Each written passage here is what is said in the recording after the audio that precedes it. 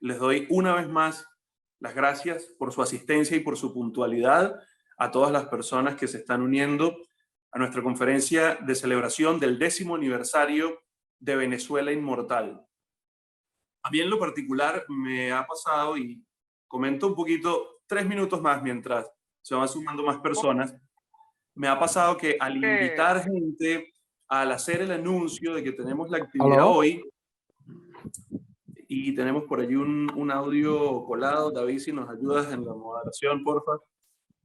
Les decía que muchas personas a quienes invité se sorprendieron, ¿no? 10 años, no puede ser, increíble, ¿en qué momento? Y tal.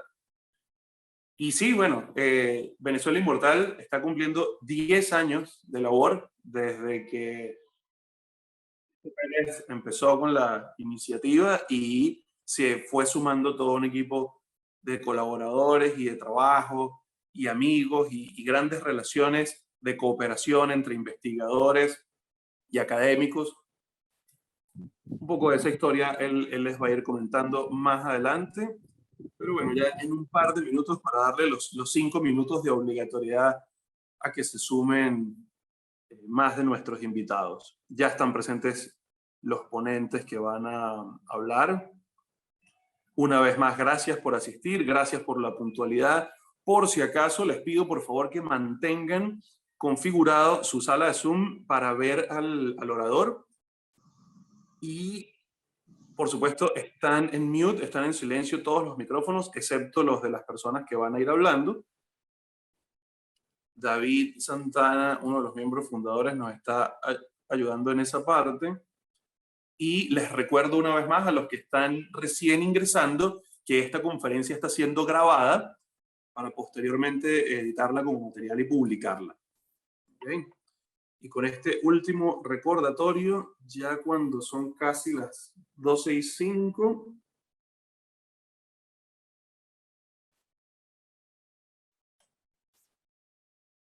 con las personas que están ya en la sala en este momento y los que se vayan sumando. Sabemos que hay gente que no va a estar a lo largo de toda la conferencia, pero a los que están ya en este momento, una vez más, le doy la bienvenida y las gracias. Y le damos inicio a la conferencia de celebración de los 10 años de Venezuela Inmortal. Se dice fácil, pero es una gran historia. Para darle inicio a esta conferencia de celebración, queremos mostrarles un video que se preparó para esta ocasión, para esta oportunidad, y luego seguimos conversando.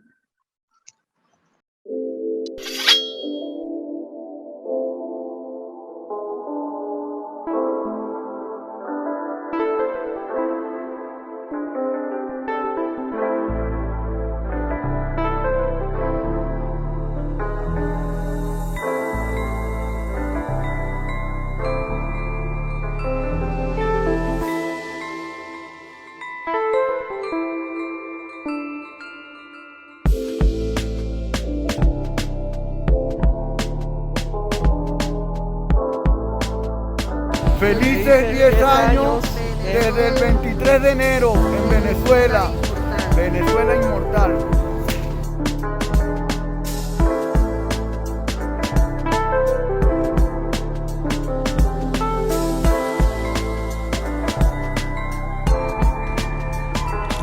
Desde Nueva York, quiero enviar un saludo especial y felicitar a la gente de Venezuela Inmortal en su 10º aniversario. Quiero darles las gracias por rescatar, enseñar y difundir nuestra historia, costumbres y tradiciones. Que sean muchos años más.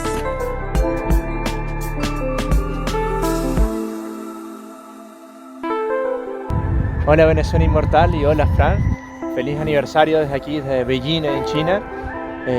Sin hablar una papa de chino, pero luchando y dándole para adelante aquí en una combinación de España y Venezuela. Un gran abrazo a todos y feliz aniversario. ¡Feliz aniversario!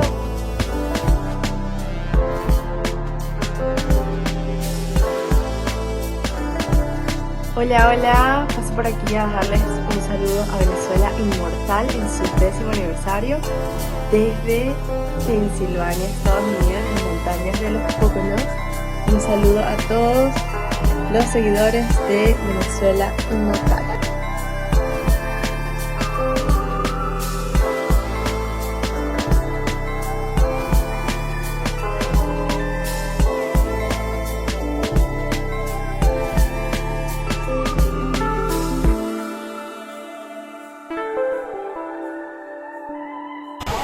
En un país como Venezuela, donde vivimos la crisis económica y moral más grave de nuestra historia, rescatar su pasado, como lo hacemos en la Fundación de Venezuela Inmortal, significa resguardar el único bien que nos permite explicar el origen de esta devastación. Un saludo a la página por su aniversario número 10 y sigamos haciendo historia.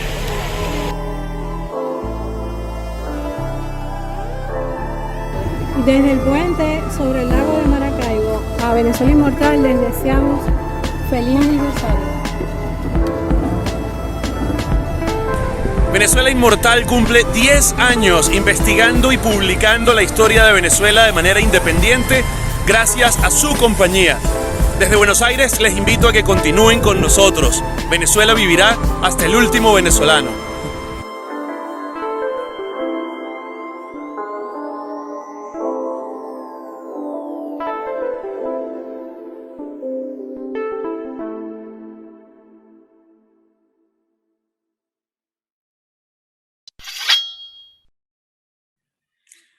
Bueno, y en el siguiente punto del programa del día de hoy me complace presentarles a alguien que no necesita presentación porque es quien nos convoca a todos acá. Él es Francisco Pérez, el director y fundador de Venezuela Inmortal, a quien le doy las gracias por habernos unido, le doy la bienvenida y, por supuesto, la palabra para conversar acerca de las tecnologías.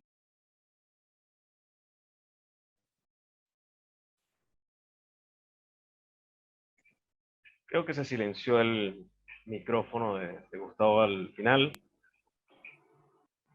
Pero bueno, era...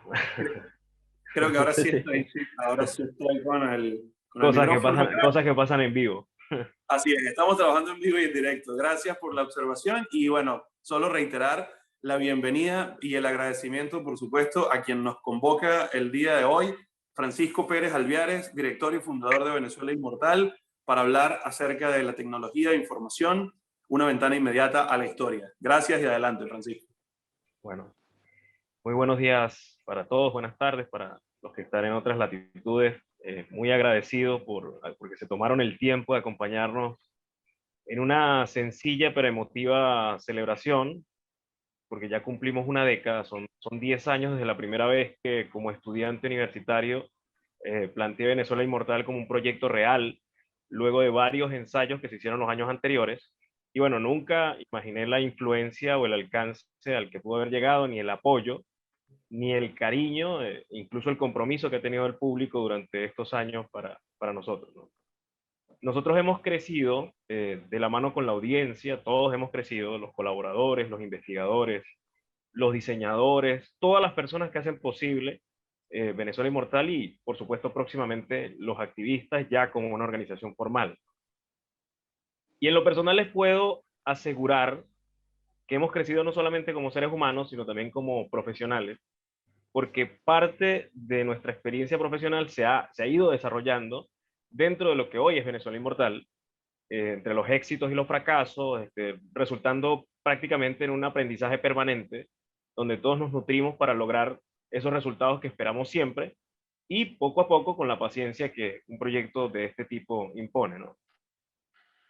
Para comenzar a hablar más o menos de la influencia de estas tecnologías de información y demás, es necesario retomar a cómo nace el proyecto.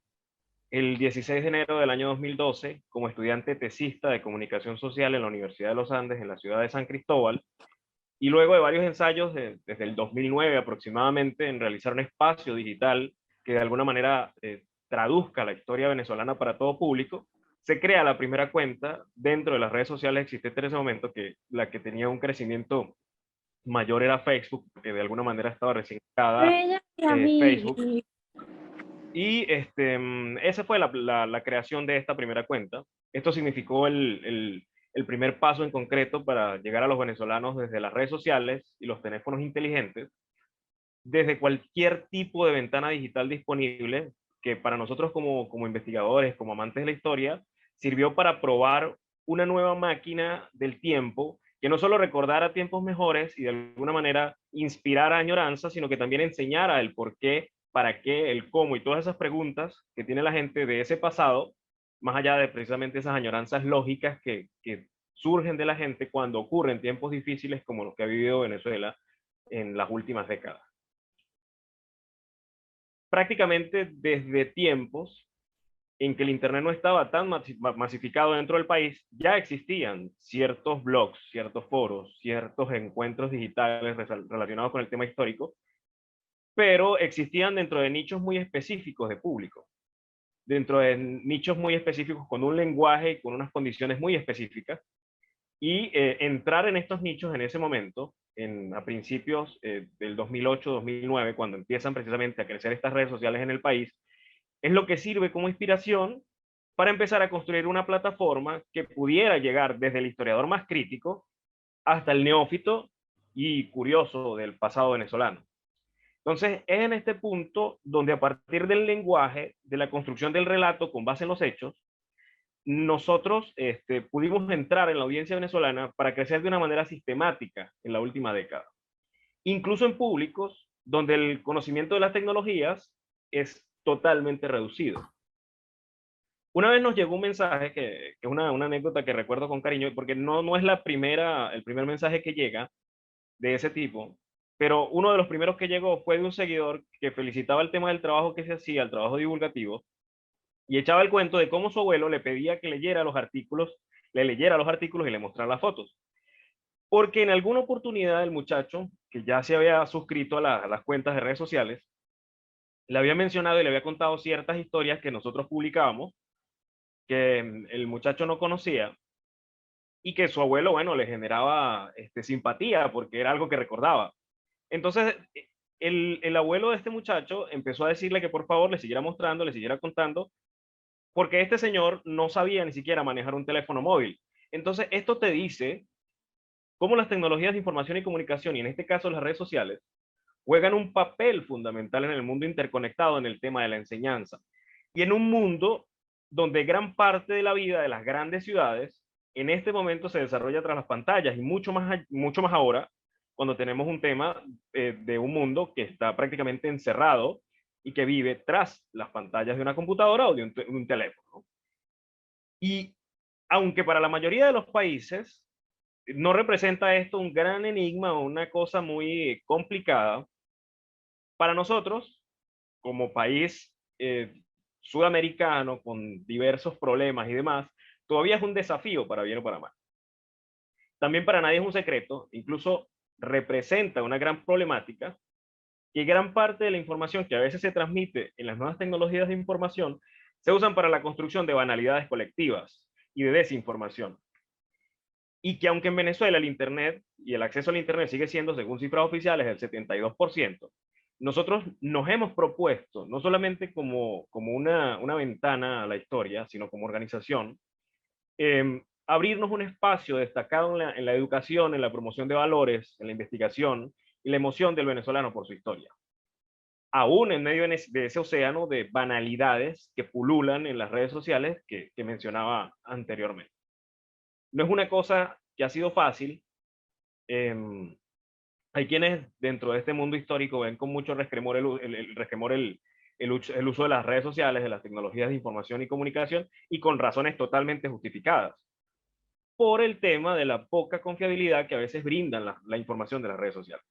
Pero es innegable que la conexión directa entre el usuario, el lector, el seguidor, sin los intermediarios, crea un elemento crucial y una circunstancia importante que quizás solamente se puede comparar con el uso de las primeras imprentas, y es la independencia. Porque hoy, cuando la información está comprometida por un montón de factores políticos y económicos, la veracidad y la confianza del lector representa poder. Y estos factores políticos y económicos, que han afectado muchísimo la institucionalidad venezolana desde hace muchos años, con énfasis en las 2 décadas, evidentemente, en las últimas 2 décadas, sobre todo en lo relacionado a las investigaciones, ciertas investigaciones de corte histórico, de alguna manera han construido una epopeya política dentro del entorno histórico. Por suerte, esta independencia que nos brinda las tecnologías de comunicación e información, con sus obstáculos lógicos y las normativas que tiene cada red social, garantizan que nosotros, de alguna manera, estemos bastante alejados de esos compromisos políticos, del amedrentamiento directo, de la persecución, porque también al ser una web o una organización que con presencia en muchos países del mundo, gran parte de nuestras firmas no están en Venezuela.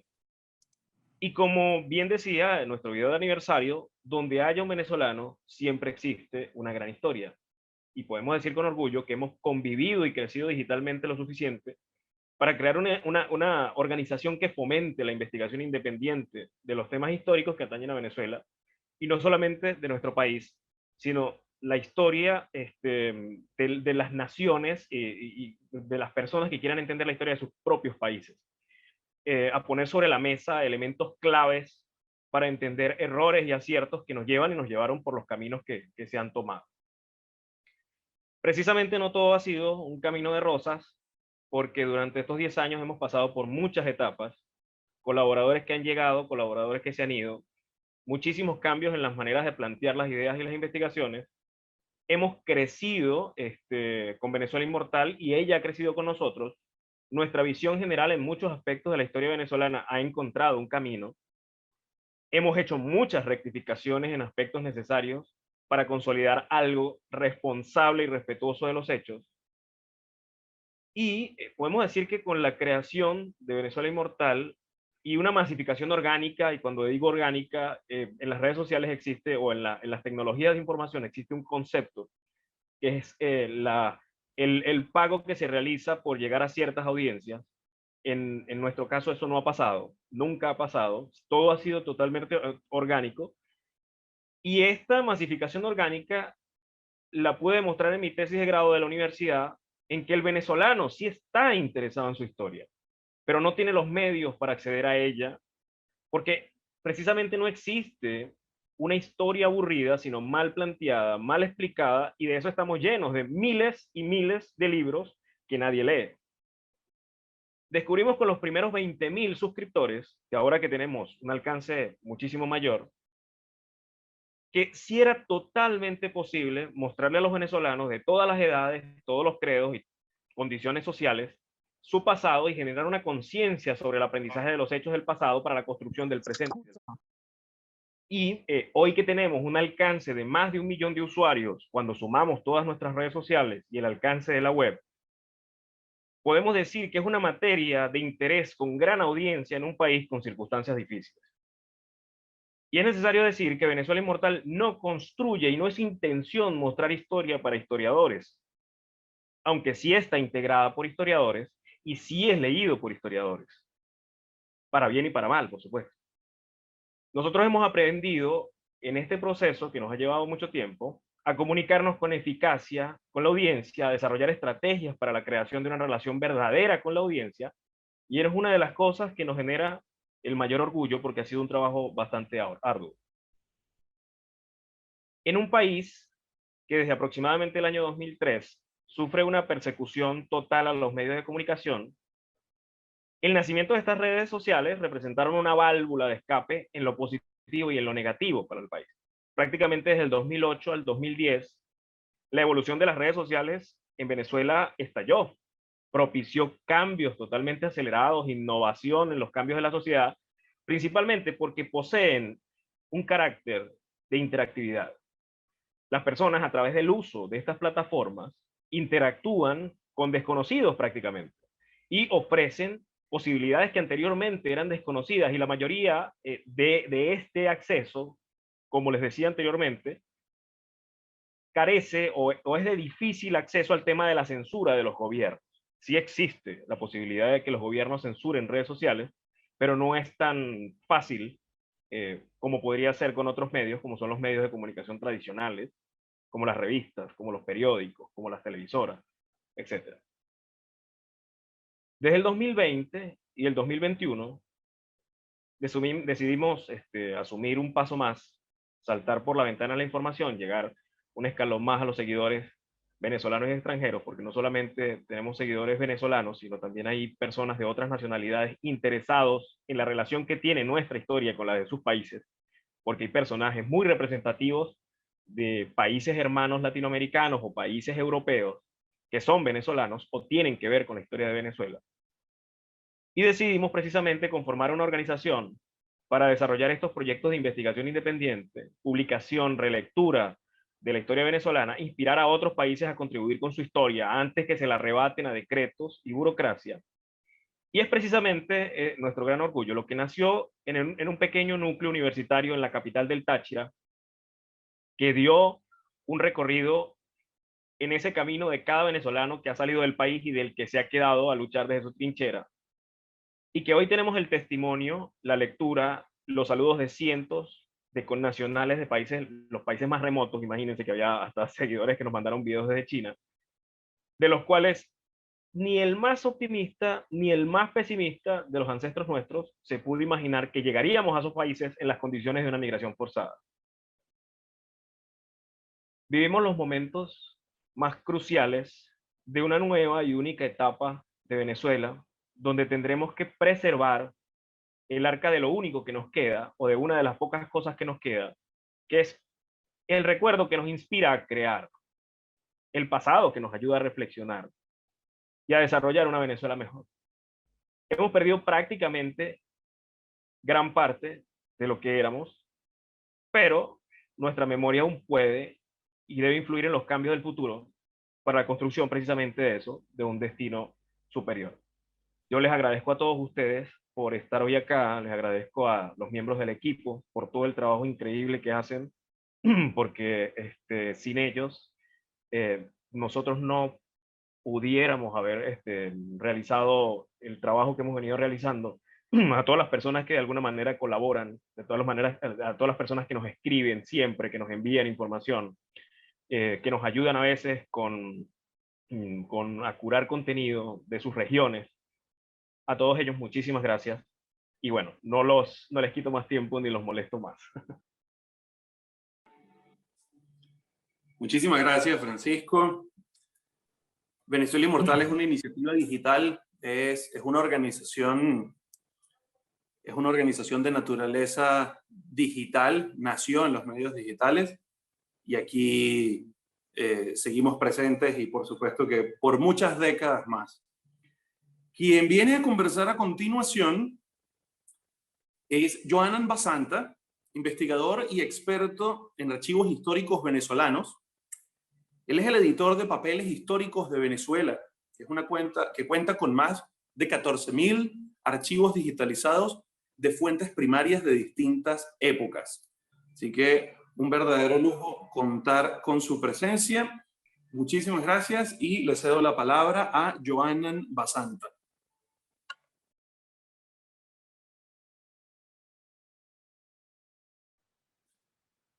Saludos, buenos días. ¿Me escuchan, verdad? Ok, hermano, bueno, a todos, un placer estar por acá con ustedes. Francisco, muchísimas gracias por la invitación. Felicitaciones por el 10º aniversario de Venezuela Inmortal. Admito que fue una de las primeras cuentas que seguí en Facebook cuando tenía cuenta en esa red social. Me pareció fascinante que de manera extendida se pudiera manejar información no dirigida a los historiadores, tal como lo planteaste en un momento, sino como divulgación histórica bien fundada, bien argumentada, bien estructurada. Me pareció fascinante Venezuela Inmortal y desde un primer momento fue una de las primeras cuentas que comencé a seguir. Bueno, lo de experto en archivos históricos, bueno, agradezco muchísimo esa designación, pero no creo que sea tanto. La experiencia sí es bastante amplia, una experiencia constante, continua. Son cerca de unos 25 años trabajando con archivos, no solo archivos históricos, sino archivos en general. Yo soy técnico trabajador social y siempre me he interesado por conocer la realidad venezolana, la realidad de la sociedad venezolana desde su pasado. Eso me llevó a trabajar con archivos históricos, con archivos de concentración, en algunas instituciones donde se podían localizar los archivos de concentración y darme cuenta lo importante, lo necesario que son las fuentes primarias para la ciencia y para la cultura. Los archivos históricos no solo son para los historiadores o para los divulgadores de historia. Los politólogos, los ingenieros, los médicos, los científicos, los abogados, tienen en los archivos históricos una fuente de primera mano indispensable para cualquier investigación en cualquier campo del saber. La mayor parte de las sociedades avanzadas han descubierto que sin los archivos no es posible los avances democráticos.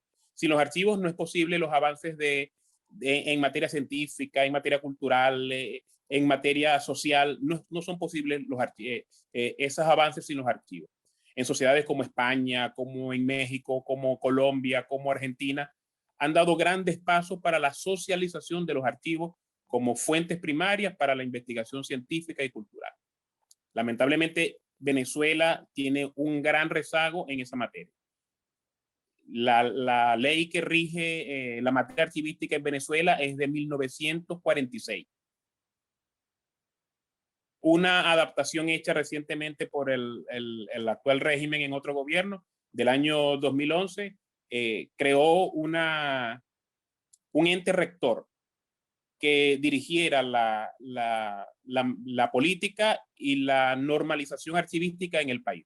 Desde el año 2011 todavía Venezuela espera que ese ente rector cumpla con la función de ser ente rector.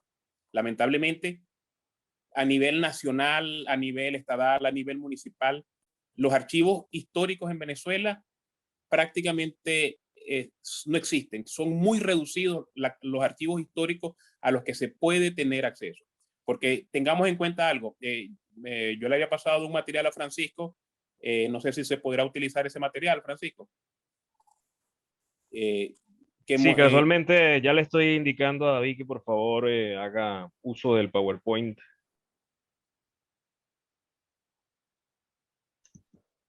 Bien, ahí lo que vemos es un material muy sencillo que preparé con la intención de hacer más didáctico esa muestra, ¿no? Archivos, cuando hablamos de archivos, no solamente estamos hablando del conjunto documental, también estamos hablando del edificio, la estructura que se utilice para albergar los documentos. También estamos hablando del conjunto documental y también pudiéramos estar hablando de la organización o de la oficina que se encarga del manejo y de la gestión de los documentos. Pero es importante siempre tener en cuenta algo. Un cúmulo de documentos no es un archivo. Hemos visto casos, por ejemplo, el archivo arquidiocesano de Maracaibo, el archivo del registro principal del estado Anzoátegui, que una cantidad inmensa de documentos. Mire, se puede, así es como se mide los niveles de documentos en una institución por kilómetro. Bueno, mire, en el archivo del registro principal del estado Anzoátegui podríamos estar hablando de cerca de 1 kilómetro, casi 2 kilómetros lineales de documentos. Pero eso no es un archivo, eso es un cúmulo documental, porque prácticamente allí nadie sabe qué es lo que allí hay. Pero eso también lo vemos en instituciones que bajo el nombre de archivo deberían tener esa información. Y es, por ejemplo, lo que ocurre en el Archivo General de la Nación, donde en un sótano están resguardados los documentos correspondientes a la sección Guerra y Marina, o a la sección decretos del Ejecutivo del siglo XIX o del siglo XX, y no se sabe qué es lo que allí contiene, no se sabe qué es lo que allí hay, no hay una descripción, no hay un sistema de gestión que permita identificar qué documentos tenemos allí, de qué documentos nos podemos servir los investigadores, los periodistas, los politólogos, los historiadores, los economistas. No se sabe de qué materias es lo que se contiene allí. Entonces, hay que tener bien claro esto, ¿no? No es lo mismo un archivo que un conjunto documental o que un cúmulo documental. Y eso es lo que gran parte ocurre en el país. La mayor parte de las instituciones no tienen un archivo, sino una oficina donde se almacenan papeles. Muchas veces esas oficinas llegan a ser una mazmorra de castigo para funcionarios a los que, bueno, alguien quiere salir de ellos. Recuerdo como anécdota ahora que uno de los primeros archivos que comencé a trabajar era un archivo histórico municipal, pero en unas instalaciones muy amplias y con una documentación muy amplia también. Y recuerdo que cuando hablaba con la persona que se suponía era el encargado del manejo de esa documentación, una de las cosas que me dijo fue, cuando le preguntaba por el personal que estaba allá, la capacitación que tenía el personal y los niveles de protección que tenía ese personal en esas instalaciones, una de las cosas que me dio fue, bueno, esas personas que están allí normalmente son gente que va a jubilación y como ya son muy pocas las cosas que pueden hacer, pues se les envía al archivo. Entonces, en ese nivel, y eso es una línea general, o sea, alguien pudiera decir, bueno, pero es que generalizar está mal, pero es que cuando vamos al nivel de los archivos municipales, de los archivos institucionales a nivel nacional en las regiones, nos encontramos con que gran parte de estas oficinas están dirigidas por personas que no tienen capacitación, que no tienen formación para ello, y en tal sentido, pues, seguimos teniendo cúmulos documentales y no archivos.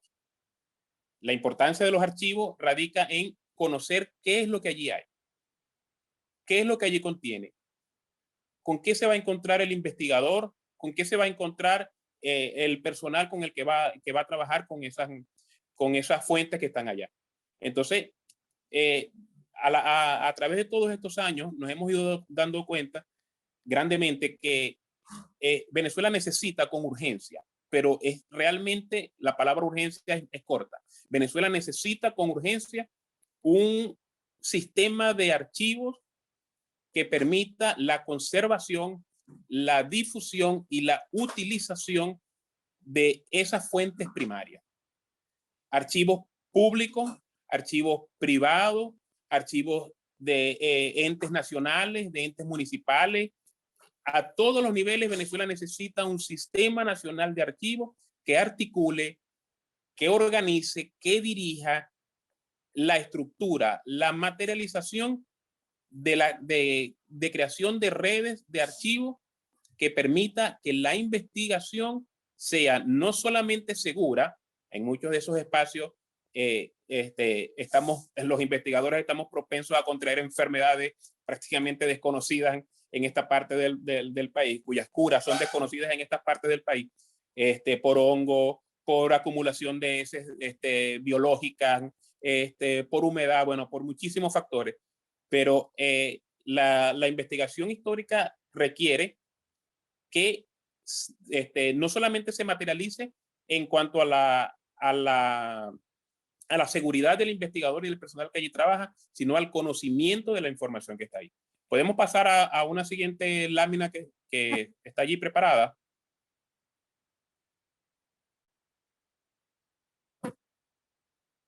Pudiéramos pasar a la siguiente. A la otra. Ok. Gran parte de lo que nos encontramos una vez que llegamos a los archivos es que no hay instrumentos de descripción. Ojeamos, pasamos hojas en aquellos espacios donde pudiera estar mínimamente organizado. Los investigadores pasamos horas y horas y horas ojeando, muchas veces sin saber qué es lo que estamos buscando. En archivos, por ejemplo, como en el de la Academia, el del Archivo General de la Nación, incluso en la colección de libros raros y manuscritos de la Biblioteca Nacional, hay importantes instrumentos de descripción, índices, catálogos, guías, pero no están estructurados de modo que pueda ser entendible para la persona, tanto para el que está utilizando el material, el investigador, como para las personas que regularmente trabajan con ese material. Y entonces tenemos índices que muy poco ofrecen datos, catálogos que no estructuran localizaciones. Sí, aparece un cuadro en gris allí en esa parte.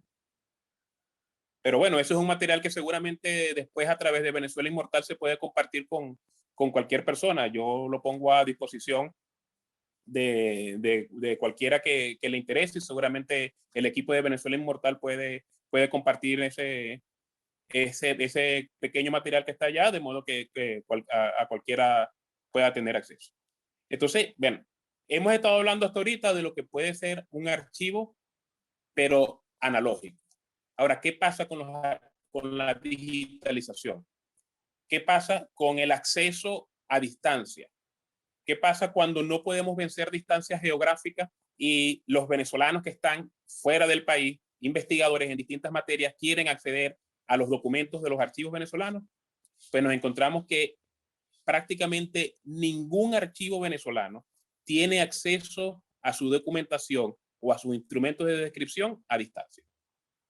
Apenas estamos hablando de algo muy poco en la Biblioteca Digital César Rengifo de la Biblioteca Nacional. Apenas estamos hablando muy poco de lo que ofrecía el archivo de la Procuraduría General de la República. En general, ningún archivo. El 97% de los archivos públicos venezolanos no tienen digitalización ni de sus instrumentos de descripción ni de su material. Entonces, nos damos cuenta que la situación se agrava. O sea, seguimos estando en los años 40, en los años 50 del siglo pasado, donde era única y exclusivamente investigación presencial la que se podía hacer. Y hoy día, cuando tenemos una diáspora venezolana tan grande, cuando tenemos una cantidad inmensa de investigadores extranjeros interesados en conocer las realidades venezolanas, cada vez se hace mucho más urgente la necesidad de la digitalización de los documentos, de la digitalización de los instrumentos de descripción y de la digitalización del acceso a las fuentes de información. En las láminas anteriores estuvimos viendo allí algunas realidades que nos encontramos. Por ejemplo, coloqué allí algunas fotografías de cómo estaba casi un 60% de los documentos que consultamos en el archivo histórico del Estado Trujillo. Eso antes de que se quemara, luego de un proceso eleccionario, donde sin saber cómo y por qué, todavía sin saber hasta ahorita cómo y por qué, el archivo histórico del Estado Trujillo se incendió. No, prácticamente no sobrevivió nada allí de los documentos históricos que estamos hablando de entre el año 1870 y cerca del año 1945, documentación que allí se albergaba. También vimos ahí algunas imágenes del archivo histórico del Estado Zulia, donde hace muchísimo tiempo el archivo no cuenta con el acondicionamiento adecuado para el frío que se necesita, sobre todo en esta región del Estado Zulia, donde el calor es tan fuerte. No había instrumentos de climatización y entonces los archivos, los documentos, las colecciones documentales pues estaban completamente rasgadas, y estamos hablando de cerca de 45 tomos que en ese entonces pudimos analizar entre los años que estaban comprendidos entre los años 1836 y 1894. Entonces, la situación es grave, pero hemos comprendido a través de esta cuenta que habilitamos hace ya desde el año 2015, Papeles Históricos de Venezuela, que hay una importante preocupación. Hay una importante preocupación de los investigadores por hacer que Venezuela se modernice en cuanto al manejo de los archivos. Y en eso hemos encontrado grandes propuestas, hemos encontrado grandes iniciativas, hemos encontrado grandes motivaciones, como la de Venezuela Inmortal, que le preocupó grandemente algunas imágenes que compartimos, como por ejemplo el de la Biblioteca Febres Cordero de la ciudad de Mérida, a punto de que el agua, como allí se observa, el agua de lluvia penetra constantemente hacia las instalaciones donde están las colecciones documentales, tanto bibliográficas como archivísticas, y hay un gran peligro de pérdida. Bueno, a Francisco le preocupó mucho esa situación, a otros amigos de otras cuentas que también están dedicadas a la divulgación histórica les ha preocupado también grandemente esto. Y entonces, creo que ha llegado un momento de que se canalicen todas esas preocupaciones y logremos un hecho importante. Logremos que esa preocupación se masifique, de modo que la sociedad haga presión a los entes responsables para la toma de decisiones, y que la misma sociedad dé un paso al frente para apoyar en la conservación y en la difusión del material documental que de la nación, que está distribuido en todo el territorio. La última imagen que coloco allí es como una experiencia, ¿no? Un tweet que publiqué en el año 2019 referente a un documento en el que Simón Bolívar en una proclama, Simón Bolívar le informaba a la nación que había sido designado presidente interino por el Congreso, y que también iban a llegar un grupo de soldados extranjeros, particularmente británicos, ingleses, ¿no? Y que esos ingleses, esos extranjeros, pues iban a venir a ayudar a la liberación de la República. Ese tuit se publicó en el año 2019 en ocasión del 200 aniversario de esa proclama del Libertador. Y bueno, muchísimas personas vieron en ese tuit una relación con lo que en ese momento estaba ocurriendo en Venezuela, con un presidente interino, un presidente en Miraflores, una Asamblea Nacional declarando otro ejercicio presidencial, la posibilidad de una invasión por parte de soldados de la inglesa. Bueno, ese tweet tuvo en su primer momento, en el transcurso de los primeros 25 minutos, tuvo aproximadamente 2.500 retweets. Entonces, a raíz de eso, muchísimas personas nos escribieron preocupadas por la situación de los archivos, por el acceso a ese y a partir de otros documentos. Y gracias a ese tweet logramos pues, que muchísimas personas se preocuparan, se interesaran y pudiéramos contactar con algunos que tienen unas propuestas muy interesantes, que yo creo que con el equipo de Venezuela Inmortal pronto pudiéramos estar realizando algún proyecto concreto para la difusión de ese material.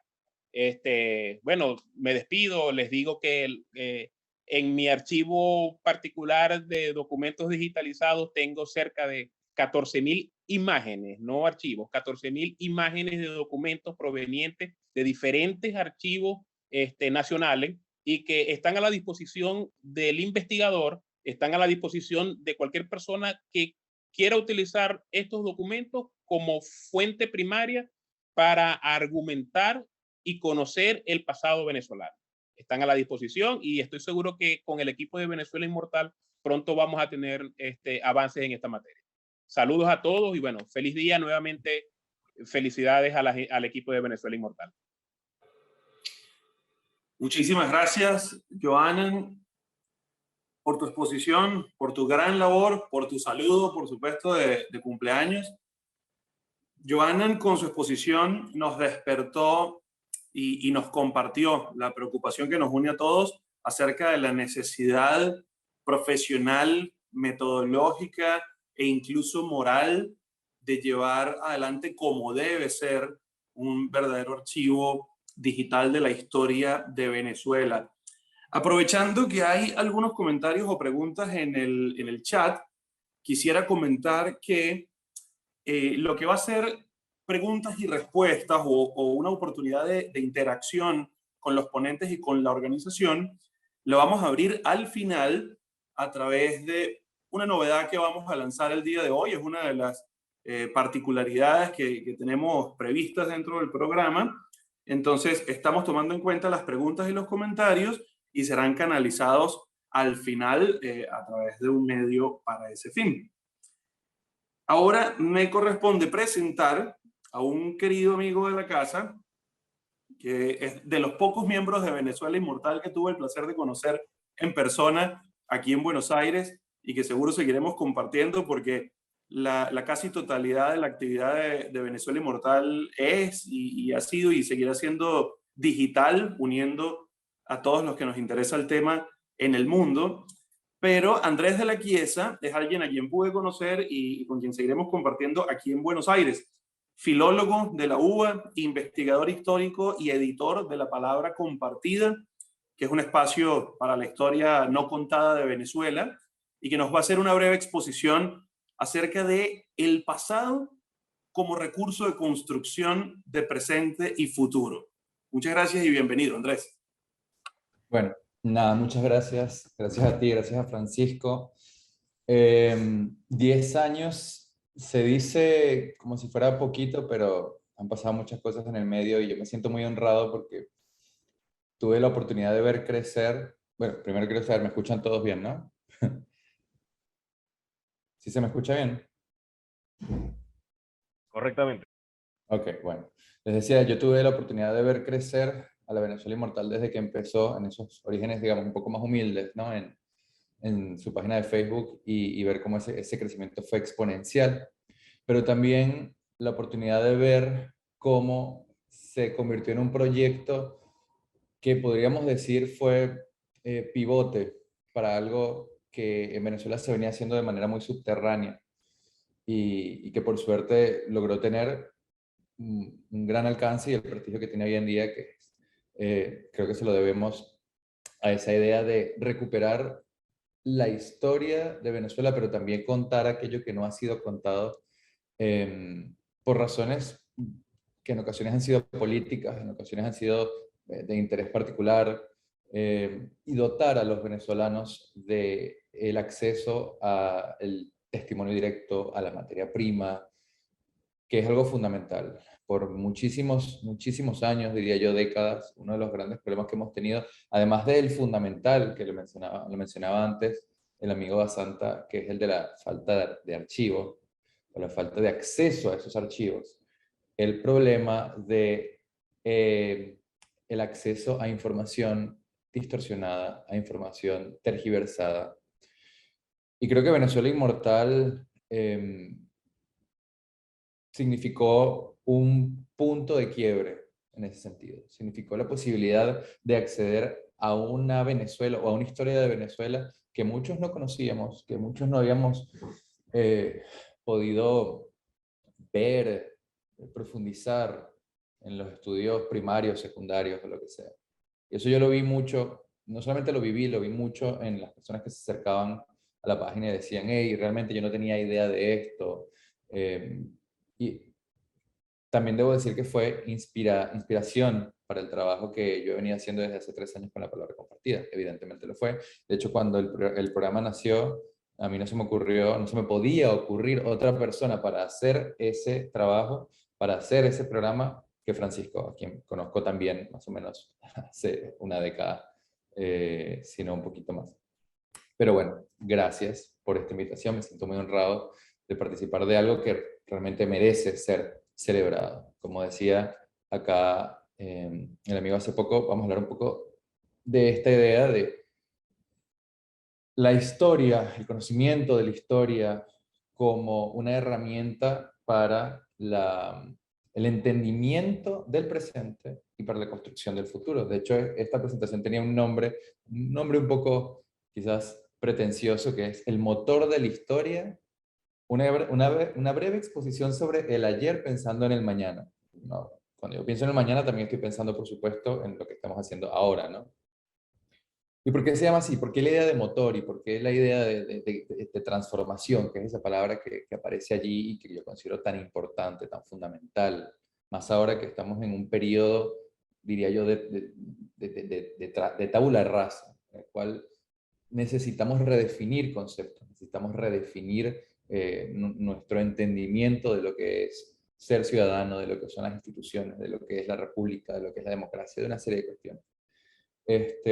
En este momento en el que estamos, que es de tabula rasa, la historia cobra un papel fundamental y se convierte realmente en el motor de las grandes transformaciones.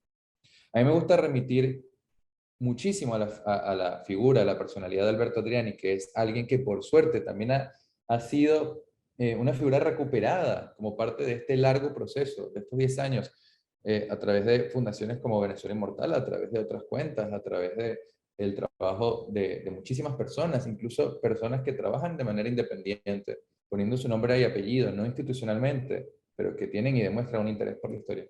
Una de estas figuras recuperadas, por suerte, me gusta remitir a él por lo que significó en su tiempo, por la labor que hizo y por la importancia que le dio a la educación y particularmente al conocimiento, al entendimiento y a la profundización de la historia venezolana como forma de entendernos a nosotros mismos. La historia lo que tiene de particular es que es la única y la más importante herramienta que tenemos. Bueno, no la única, pero sí la más importante. Por supuesto está la comprensión del presente o el análisis del presente. Pero para quienes no están interesados demasiado en ello, la historia tiene esta cuestión de que nos permite adentrarnos en lo que es nuestra identidad. Esto yo lo he dicho un montón de veces, pero quien no comprende de dónde viene, no sabe dónde está parado y es imposible que sepa para dónde va a ir. Y ese es el elemento fundamental. Alberto Adriani a los 16 años ya estaba pensando, por supuesto muy influido por el pensamiento de Nietzsche, por el pensamiento de Schopenhauer, incluso por el pensamiento de un filósofo alemán llamado Oswald Spengler, en que la única manera realmente de transformar las cosas, más en ese periodo de quiebre que se avecinaba, lo veía avecinarse, que iba a ser la muerte del general Gómez, es a través de la voluntad, a través de la acción. Él consideraba, y yo considero lo mismo, que las generaciones tienen siempre un llamado. Algunas lo escuchan, otras no. Y ese llamado tiene que ver con el hecho de que la única manera en que podemos realmente transformar el presente y llevar adelante esa gran tarea que es la construcción de la Venezuela posible, o la Gran Venezuela, o el nombre que ustedes le quieran dar. La única manera de lograr eso es accionando, es trabajando y es entendiendo. Para poder entender tenemos que conocernos. Para poder conocernos tenemos que volver a lo que hemos sido. Y lo que hemos sido es importante, porque hemos sido grandes, porque hemos tenido propuestas de valor, porque hemos tenido palabras de valor, plumas de una gran vigencia. Allí está la cuestión. El primer gran escrito de Adriani, que se llamó Un programa de gobierno, que lo hizo pensando precisamente en esta transición que iba a venir con la muerte de Gómez, ya avisora Si tienen la oportunidad de leerlo, y se puede conseguir perfectamente en internet buscando textos escogidos, Alberto Adriani.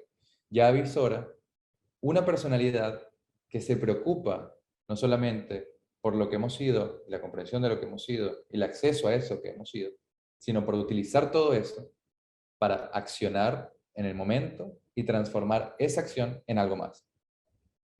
Hay una frase de él, que por supuesto es la frase de una persona que ha leído a Nietzsche y ha leído a Schopenhauer, que es: la única manera en que en esta época o en cualquier época podemos reacomodar el mundo es a través de la voluntad individual, la voluntad del hombre, ¿bien? Como se ha hecho en los mejores tiempos, según su criterio. Eso sería llevar a la acción lo mejor de nuestros pensamientos. Y para él la manera de fortalecer, engrandecer y profundizar el pensamiento era en la lectura de la historia. Bien. Esto nos habla de esa idea del llamado, ¿no? Que yo reitero, es una idea que yo comparto.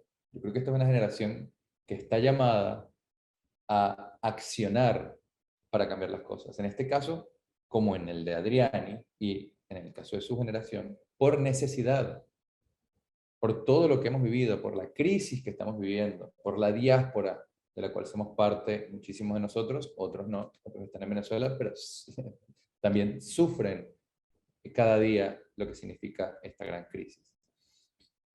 Y es una frase un poco cliché, pero es una certeza, una verdad objetiva y casi universal, que en tiempos de crisis es cuando surgen los grandes hombres y mujeres.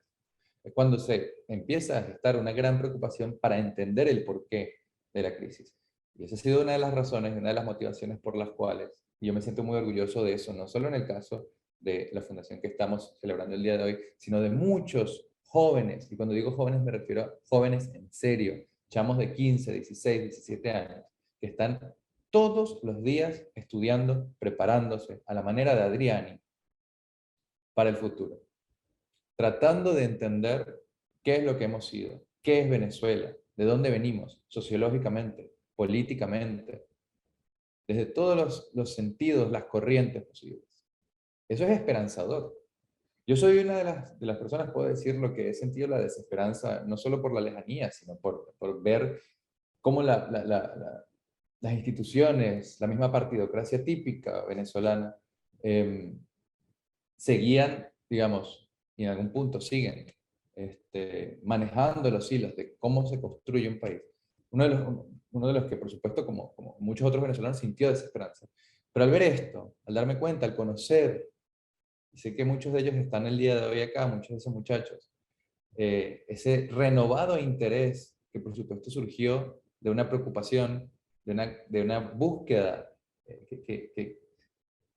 lo que deseaba era comprender por qué estamos como estamos, por qué Venezuela terminó siendo esto.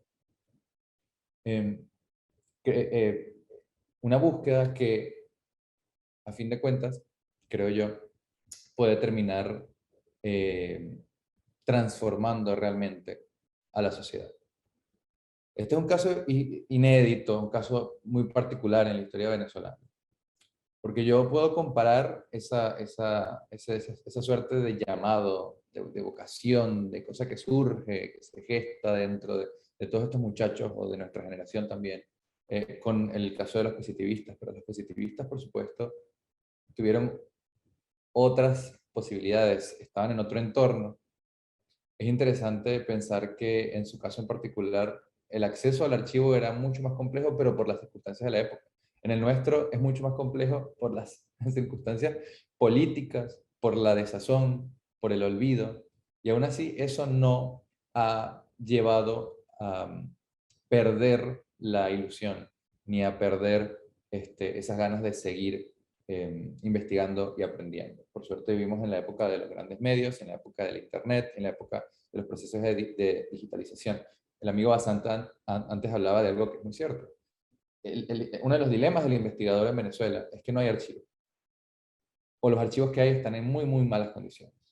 Eso es terrible. Para mí habla muy mal de las instituciones públicas o privadas que tienen que ocuparse de la manutención, la protección de esos archivos, porque eso nos pertenece a todos los venezolanos, a todos. El archivo histórico de una nación es parte de la memoria viva de una nación. Y si nosotros perdemos eso, estamos realmente complicados. Hemos intentado desde hace tiempo digitalizar, es un proceso larguísimo, complejo. Yo tengo que saludar desde acá a mi amigo Guillermo Ramos, porque hace poco inició un proyecto muy lindo que se llama el Archivo Digital de Venezuela, donde están buscando también hacer un poco de esto. Lo hemos hecho en la Palabra Compartida, lo ha hecho la Venezuela Inmortal, lo ha hecho muchos de estos jóvenes tienen una biblioteca también donde han ido digitalizando libros, obras que nunca fueron reeditadas, a pesar de que tienen una importancia valiosísima, histórica. El archivo entero de Vicente Lecuna, los escritos de Manuel Egaña, por ejemplo, la obra de Lirio Ugarte Pelayo, la obra de Augusto Mijares, más allá de, no sé, los libros más icónicos como Bolívar o Lo Afirmativo Venezolano. Y a mí me interesa mucho, por eso remití a la figura de Adrián al principio, esa concepción o esa idea que él tenía de emplear la historia y el conocimiento de la historia para transformar. Él era muy amigo de Mariano Picón Salas, y Mariano Picón Salas solía decir que él estaba destinado a ser el Alberdi venezolano. Alberdi, ese gran ideólogo, pensador, intelectual, que en cierto modo fundó la Argentina desde el punto de vista intelectual. Y yo creo que estamos en una época en la cual estamos todos llamados a ser el Alberdi de Venezuela. No hay una persona, somos muchos, que en el carácter de búsqueda, digamos, de tratar de convertirnos en eso que es ser ciudadanos, ya de por sí nos motiva, nos moviliza o debería movilizarnos, ¿no?, hacia ese concepto. El concepto de convertirnos todos en artífices, en creadores, en colaboradores, de esto que Venezuela necesita tan urgentemente, que es una guía, un ordenamiento, un destino, un fin, partiendo de la comprensión clara de su historia. Lamentablemente nosotros hemos tenido dos Venezuelas. Hemos tenido la Venezuela que no fue y la Venezuela que fue. La Venezuela que no fue, cuando yo hablo o hago mención a ella, tiene que ver con la de las plumas ignoradas. Por suerte, desde hace un tiempo para acá, por supuesto desde hace 10 años, pero con mayor ahínco desde hace 5, 3 años para acá, esas plumas ignoradas son cada vez menos ignoradas. Ahora cuando se habla de Adrián, y la gente sabe quién es Adrián. Cuando se habla de Ugarte Pelayo, la gente sabe quién es Ugarte Pelayo. La gente sabe quién es Egaña. La gente, o digamos, cada vez más gente, no puedo hablar por la totalidad de los venezolanos, por supuesto, pero cada vez más gente, y quizás los que importan y los que van a tener la posibilidad y la voluntad de generar el cambio, están preocupados por acceder a toda esta información, por leer cosas que incluso no tienen nada que ver con su campo de estudio. Cuando se lee a Vicente Lecuna, se está leyendo a un sociólogo hecho y derecho. Cuando se está leyendo a Adriani, se está leyendo a un economista, se está leyendo a un experto agrario, perdón. Cuando se lee a Egaña, se está leyendo también a un economista, pero un hombre especializado en el derecho penal.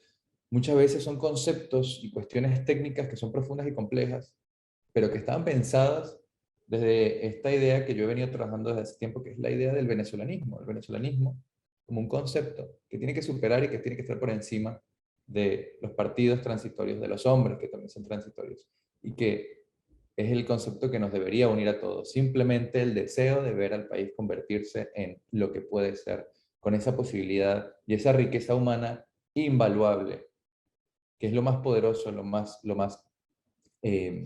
importante que tenemos.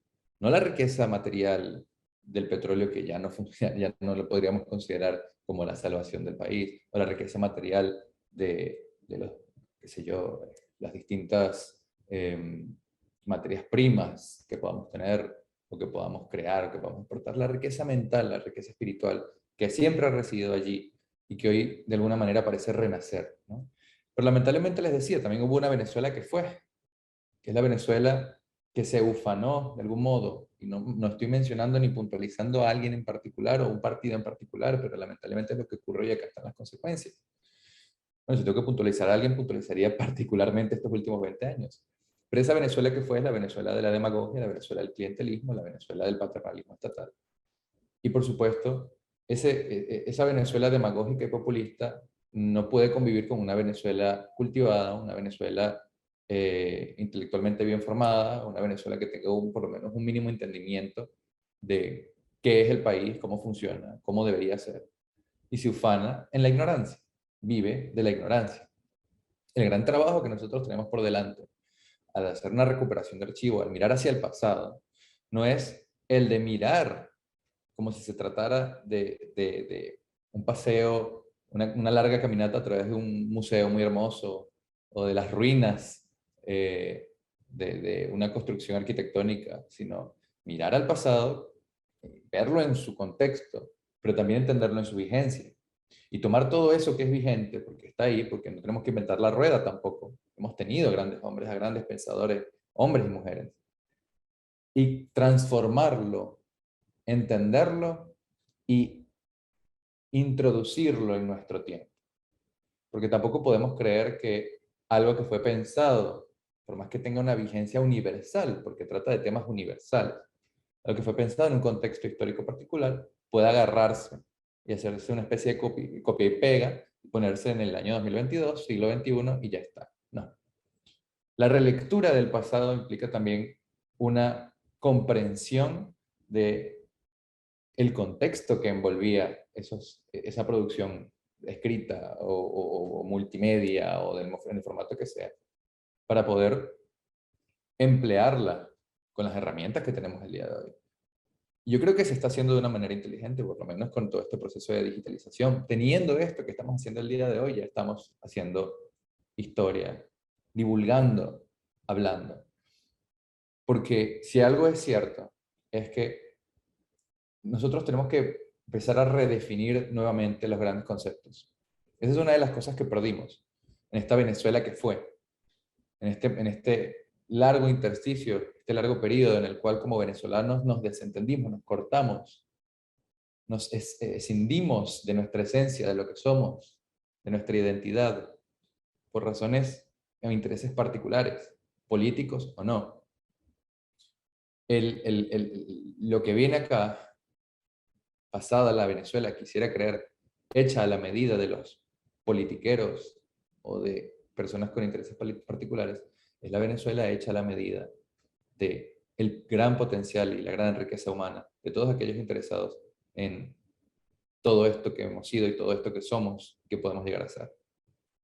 Si hay que sentirse orgulloso de ser venezolano, no hay que sentirse orgulloso por lo vacuo, por lo banal, no hay que sentirse orgulloso, siempre lo he dicho, por el Salto Ángel o porque Nicole Kidman se comió una arepa. Hay que sentirse orgullosos por lo que podemos llegar a ser. Yo creo que podemos llegar a ser grandes.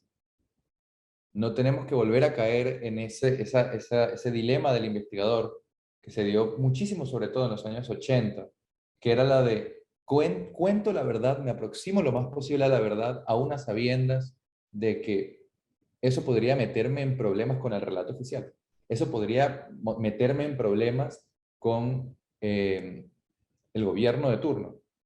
La labor del investigador, y yo creo que todo el que esté interesado tiene madera de investigador. Eso no es algo que se estudia, es algo que se ejerce. Es contar la verdad, aproximarse lo más posible a la verdad. Y nuestro siglo XX es un siglo que ha estado vedado, velado, transmutado, y al cual tenemos por necesidad o por ventura que acceder nuevamente. Ese sería el momento en el cual rompamos con el dilema del investigador, porque la idea es ir sin miedo.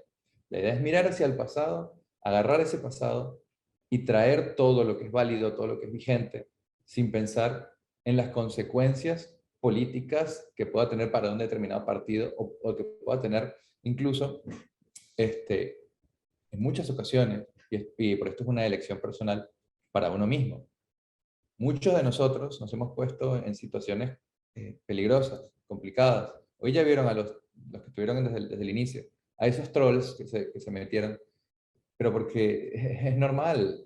Hay gente que no está interesada en que acá se haga una recuperación pormenorizada, estructurada, de la historia de Venezuela como debe ser contada. No es revisionismo histórico, no es contar la historia como queremos, es contarla como debería haber sido contada. Es dar las fuentes primarias, es dar el testimonio directo y que cada quien haga su juicio, cada quien llegue a una conclusión, pero de una manera justa. De eso se trata la recuperación de la historia. Yo quisiera dar un ejemplo muy claro de cómo mirar hacia el pasado sin nostalgia, puede generar un periodo de transformación y de creación maravilloso. En el siglo XVI, en España, se dio algo que se conoció como la imitatio, que es algo muy típico del Renacimiento. En el caso español lo quiero mencionar porque allí se dio de una forma extraordinaria, porque generó el siglo de oro, que en realidad son 2 siglos. Y se dio porque a un escritor, un poeta español, que fue Garcilaso de la Vega, se le ocurrió la brillante idea de irse a Italia y a través de otro poeta llamado Sanazzaro, acceder a otro poeta llamado Virgilio, estamos hablando ya de la época romana. Pero hizo todo eso para traerlo a España y a partir de la métrica romana y la métrica italiana, empezar a construir algo nuevo, una nueva métrica. Acá estamos hablando específicamente de lo que sería la literatura española. Con eso nacen las églogas españolas y otras cosas. Pero eso que generó la imitatio del siglo XVI creó un concepto que es el de la inventio del siglo XVII, el barroco español. Y entonces tenemos a un Quevedo, y tenemos a un Góngora, y tenemos a gente produciendo y gestando cosas nuevas en todos los ámbitos del saber, y tenemos un Velázquez. Es eso. No es mirar hacia el pasado con nostalgia, es mirar hacia el pasado con conciencia de dónde estamos parados, pero con el entendimiento lo suficientemente claro para saber que ahí hay cosas de valor, que hay cosas que se han dicho y nunca se aplicaron lamentablemente, pero que se pueden aplicar de manera inteligente, de manera progresiva, y eso, a fin de cuentas, puede generar un cambio. A todo eso, por supuesto, hay que sumarle nuestra propia voluntad creadora. No solamente quedarnos con lo que dijo Uslar, no solamente quedarnos con lo que dijo Alirio, no solamente quedarnos con lo que dijo Mijares. Es tomar todo eso, comprenderlo, analizarlo a fondo y crear. Somos una generación que tiene, por supuesto, la suerte de vivir en la época digital, pero también la mala suerte de que no podemos acceder a los archivos de la manera en que, por ejemplo, aunque estén en la situación en la que están, puede hacerlo el amigo Basanta porque vivimos en la diáspora. Pero tenemos la capacidad creadora, que también es una de las cosas más maravillosas que tiene el ser humano. Y es un momento en el que hay que crear, hay que estudiar, hay que escribir, hay que producir contenido. Y acá es cuando hablamos del presente. Una vez que tenemos ese estudio, ese análisis pormenorizado del pasado, viene el momento del presente en el que tenemos nosotros que construir, que crear, que hacer. Esa es la manera en la cual hay un futuro posible. Esa es la manera en la cual hay una Venezuela posible, una gran Venezuela, o como se le quiera llamar. Esa es la tarea ciudadana. Eso es lo que yo llamo ciudadanía activa. Esa es la tarea a la cual todos estamos obligados a llevar a cabo. Todos.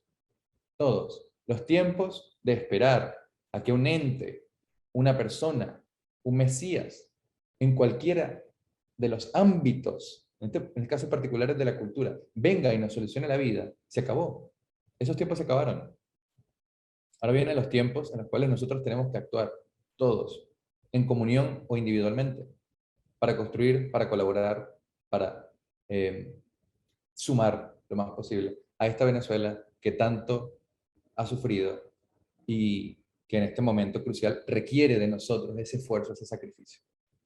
Yo sé que es complejo, yo sé que es difícil, pero más allá de pensar en la Venezuela que no fue, podemos tomar esa Venezuela que no fue, y por qué no, transformarla, convertirla, y hacerla la Venezuela que debería ser. Eso es venezolanismo.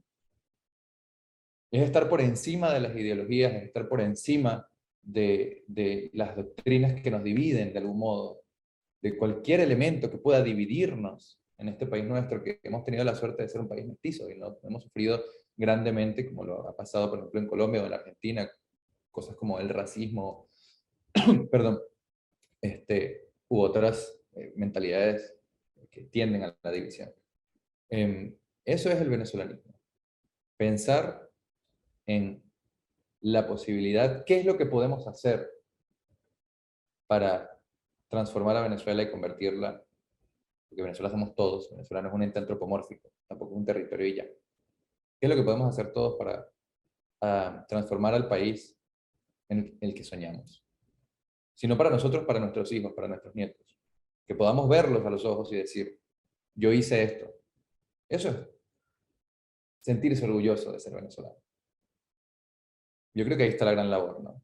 Ahí está la importancia de mirar hacia atrás, ahí está la posibilidad de que ese mirar hacia atrás nos dé las herramientas para construirnos nosotros como personas con capacidad creativa, capacidad creadora, capacidad transformadora, y eventualmente, inevitablemente, habiendo hecho eso, llevar adelante el trabajo, la labor ardua, sacrificada, complicada, sí, de transformar, de hacer de Venezuela el país que siempre debió ser. Gracias.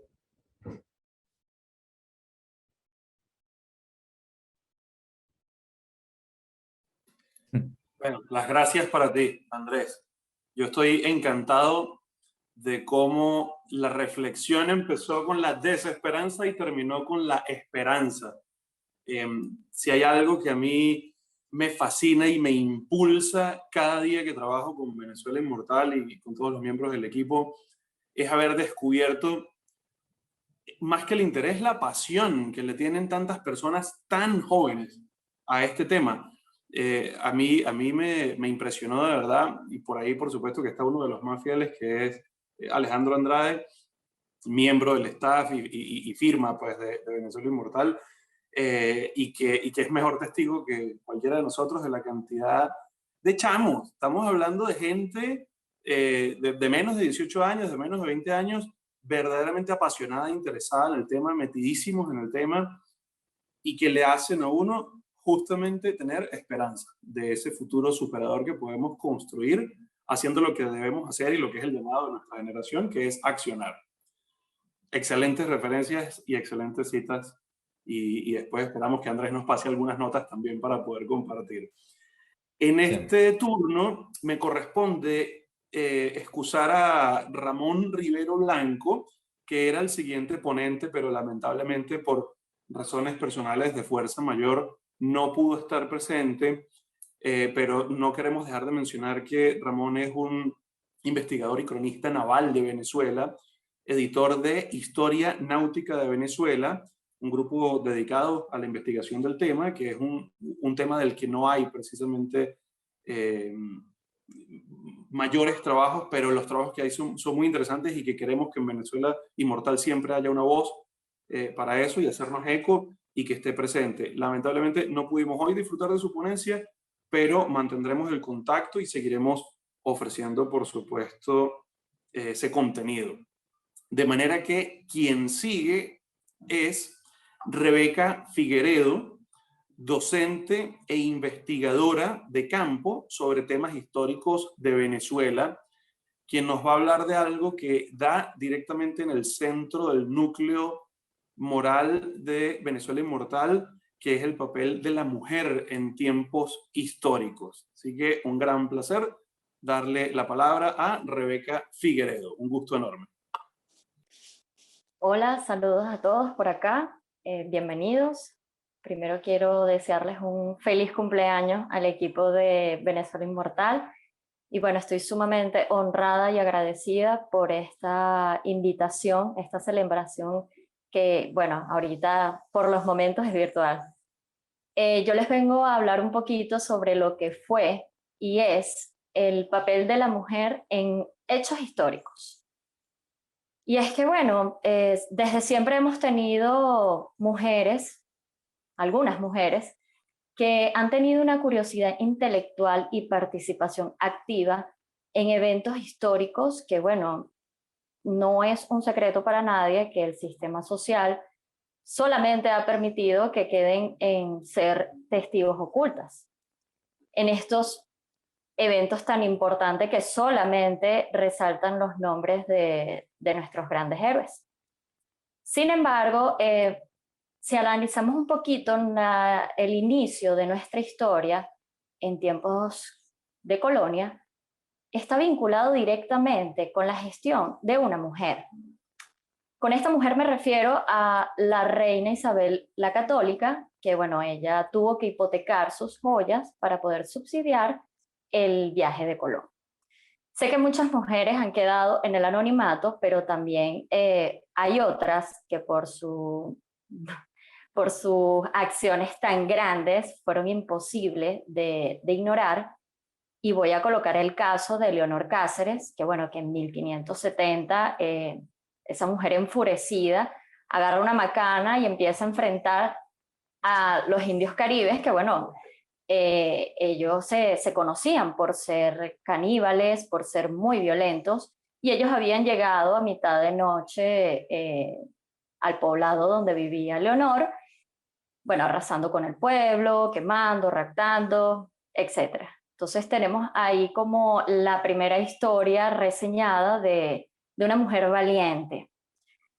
También tenemos otros personajes políticamente relevantes, y es el caso de Aldonza Villalobos, que fue la única gobernante vitalicia que tuvo toda la historia de la América Española, y es que esta mujer gobernó durante 30 años la isla de Margarita. Quiero aprovechar esta ocasión para mencionar a todas estas mujeres que también acompañaron a los fundadores de la América. Hablo de aquellas guerreras que, bueno, que se dieron con todo en este proceso tan difícil, como Inés de Salazar, que bueno, que ella con espada en mano decapitó una cantidad de caciques en Chile para luego participar en la fundación de Santiago.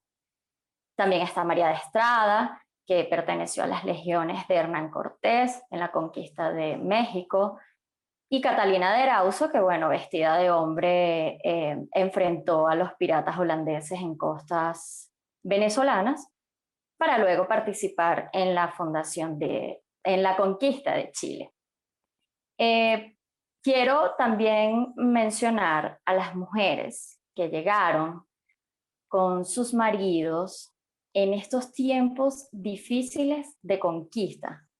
¿Por qué les digo esto? Porque bueno, uno piensa que ellas llegaron y ya, era tener 17 muchachitos y listo.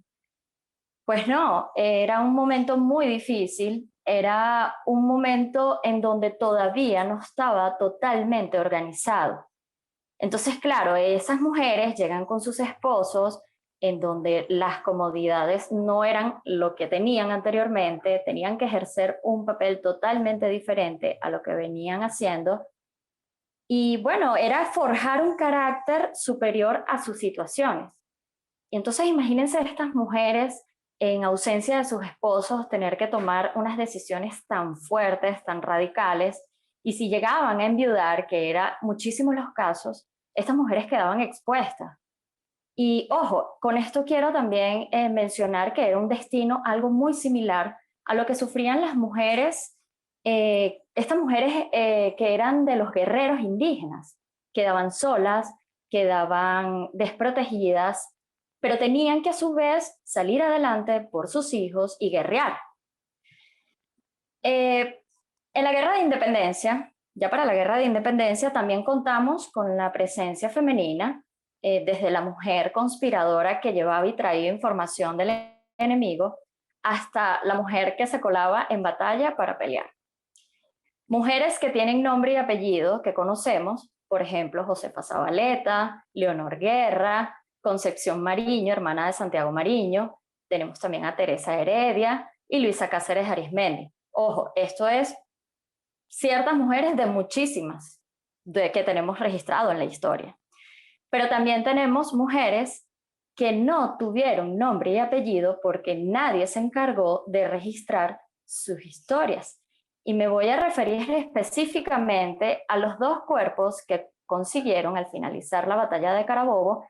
Cuando fueron a ver, eran mujeres disfrazadas de hombres, de soldados. Entonces, tenemos unas heroínas desconocidas, pero estoy segura que así como estas dos mujeres cayeron en pleno combate, hay muchísimas más, que bueno, obviamente no vamos a saber nunca quiénes fueron.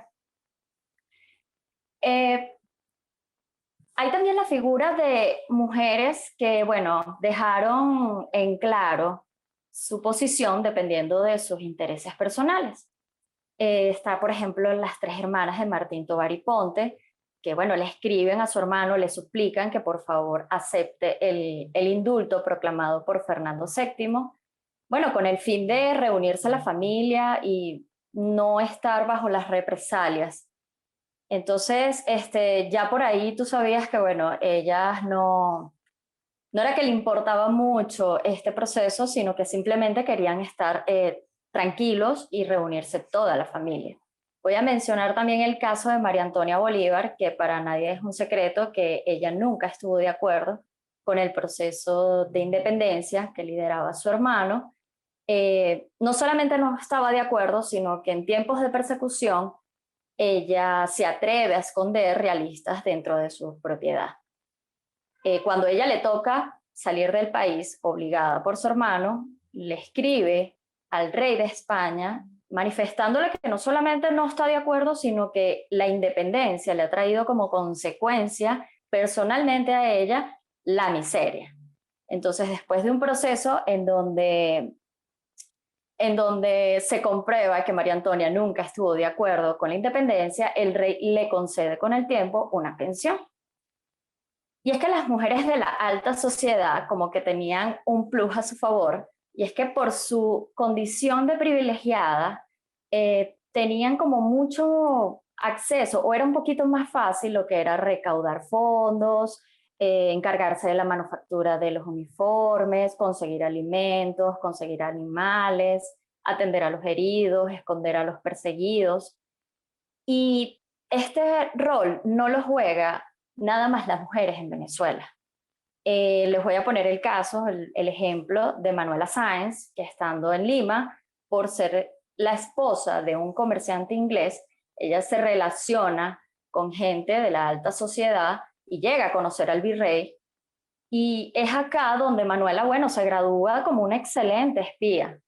No solamente esto, ella también apoya de manera económica las tropas patriotas, ayuda a curar a los heridos, influencia a su hermano, que era jefe de un batallón realista, a que cambien de bando, y lo logra. Entonces, ya con el tiempo, Manuela, después de conocer a Bolívar, se relaciona un poco más de cerca con lo que es la guerra y su participación en ciertos combates. El rol que juegan las mujeres de sectores populares era de una manera como colaborar ya confeccionando uniformes, preparando la comida, era una logística bastante fuerte, todo lo que requería la guerra. Con esto quiero decir que desde la esclava harta, desde su desesperación por obtener su prometida libertad, hasta la criolla aristócrata cansada del abuso de poder de los jefes españoles, y también las mujeres que nunca estuvieron de acuerdo con la independencia, que eran pro monarquía, todas estas mujeres con nombres y sin nombres fueron parte fundamental de nuestra historia. Seguimos teniendo mujeres que se destacaron en combates después de la Guerra de Independencia, por ejemplo Saturnina Rodríguez, que queda herida en pleno combate, y ella solicita una pensión porque, ella considera que queda inútil. Y es que esta mujer fue teniente de infantería dentro del proceso, el conflicto que fue la Guerra Federal. También quiero mencionar a todas las viajeras que, si bien es cierto, no fueron venezolanas, pero sí se relacionaron y se involucraron con nuestro país y con nuestra historia, dejándonos registros, dejándonos libros, documentos, experiencia. Tomo la referencia de Jenny de Talne, una francesa, que después de vivir 2 años en Venezuela, ella decide impartir un viaje por el interior del país junto a su esposo, y ella nos va dejando registros como un diario que luego va a convertir en un libro. Y obviamente, en lo personal, a mí me encanta ese libro, que es Recuerdos de Venezuela. Pienso que es una ventana al pasado que nos deja Jenny. Entonces, ella por su curiosidad, no solamente de conocer lo que es nuestro país, nuestra cultura, nuestras tradiciones, también se involucra con nuestra historia, desde lo precolombino hasta su actualidad, que era finalizando el siglo XIX. Ella, definitivamente, yo considero que es una investigación súper interesante que nos deja a partir de sus experiencias.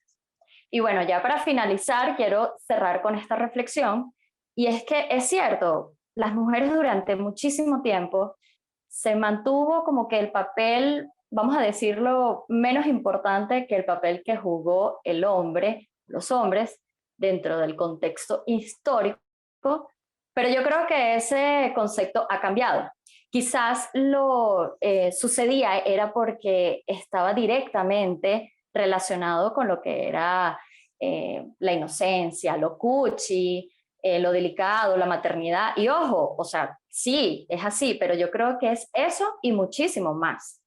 Entonces, no solamente fueron mujeres que poco a poco su recuerdo se ha erguido de ese olvido que quedaron, ya gracias a la vida que se han encargado de rescatar ese recuerdo de esas mujeres valientes con nombres y sin nombres, sino las mujeres que se encargan de estudiarlas, mujeres que se destacan por su investigación histórica.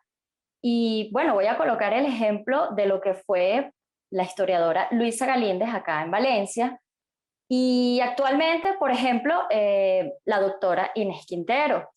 Bueno, mujeres que están súper comprometidas con todo lo que es el contexto histórico, mujeres comprometidas también desde la pasión, pero también con un rigor investigativo que, bueno, que para mí en lo personal creo que es fundamental. Entonces, bueno, muchísimas gracias a todos por su tiempo.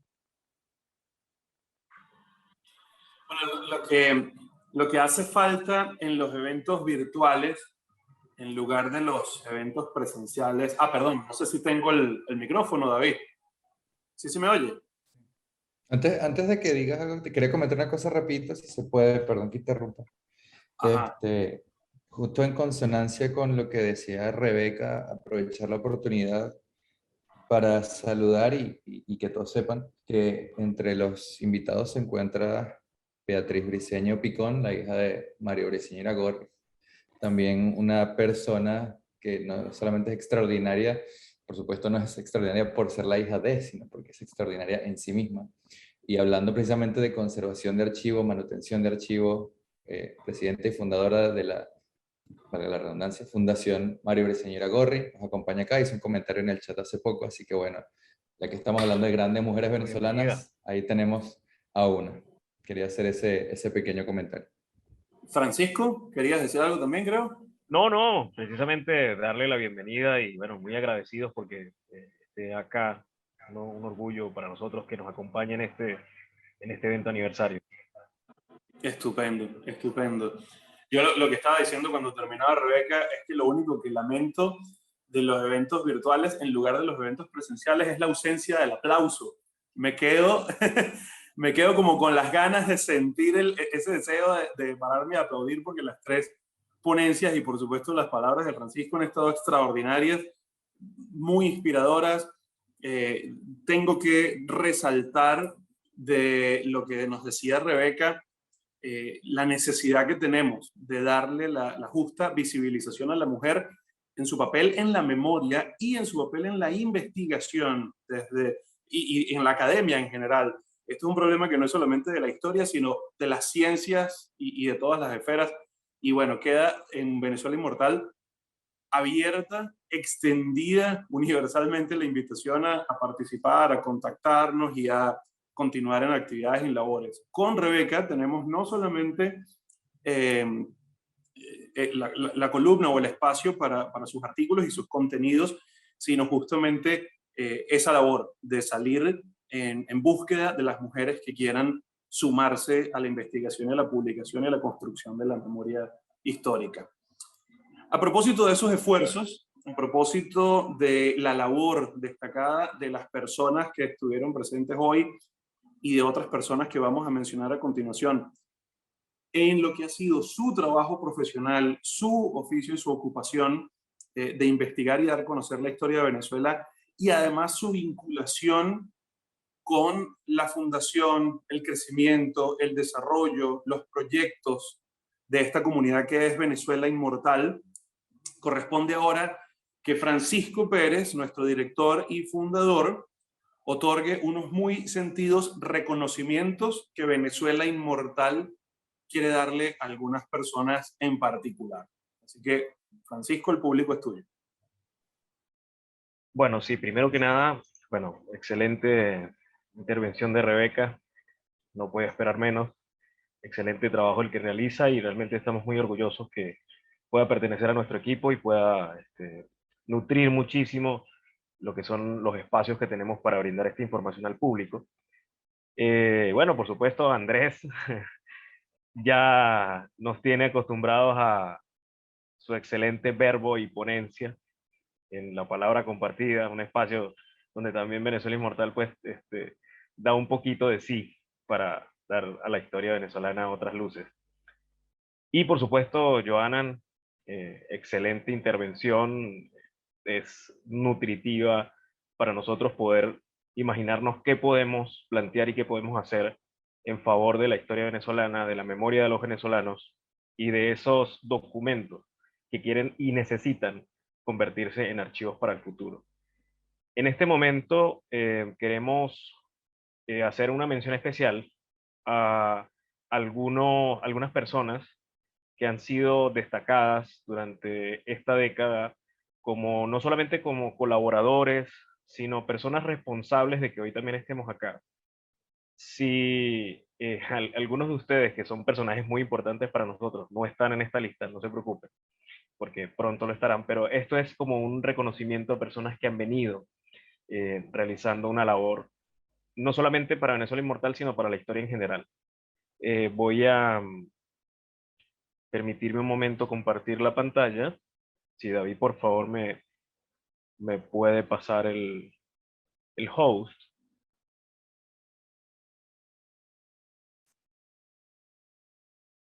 Estos reconocimientos que vamos a entregar, por ahora, pues, por las circunstancias en las que estamos, están en formato digital, pero se los vamos a hacer llegar a las respectivas personas en sus respectivos países donde se encuentren.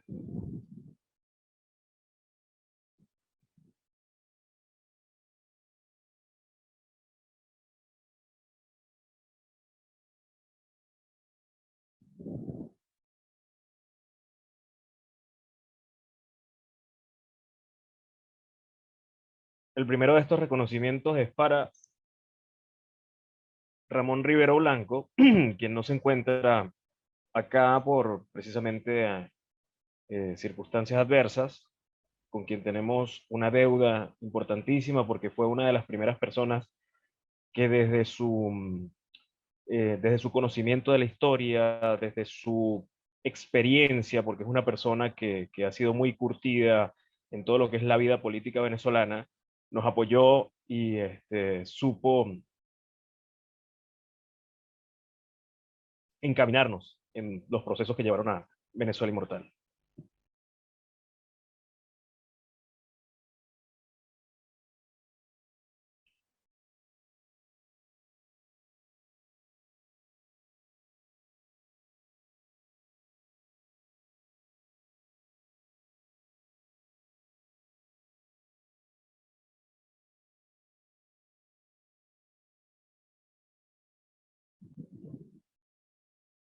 El segundo en tener este pequeño reconocimiento es Andrés de la Chiesa, por esa invaluable labor de la investigación y la conciencia nacional mediante la palabra compartida, por ser digamos, un anclaje, un piso a tierra, una persona muy importante para la organización y por precisamente el trabajo que viene desarrollando y que esperamos que siga desarrollando con nosotros. Andrés, te haremos llegar a ti también este reconocimiento, no solamente vía digital, sino también, bueno, vamos a hacerlo llegar a Buenos Aires, que es donde te encuentras. Gracias.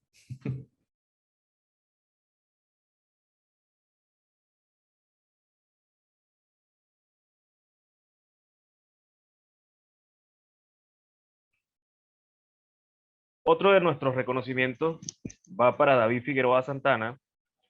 Es uno, o es el segundo, cuando se crea Venezuela Inmortal, es la persona que estaba a mi lado en apoyo incondicional y de precisamente recopilación de muchos documentos para comenzar con la labor de divulgación histórica. David representa una persona con un compromiso invaluable para nosotros, que en este momento se encuentra en Canarias y es nuestro representante en esta zona de España, y esperamos que pueda lograr para Venezuela Inmortal y para la historia venezolana un espacio importante dentro de ese país. Para ti, David, también te agradecemos muchísimo y te haremos llegar este reconocimiento.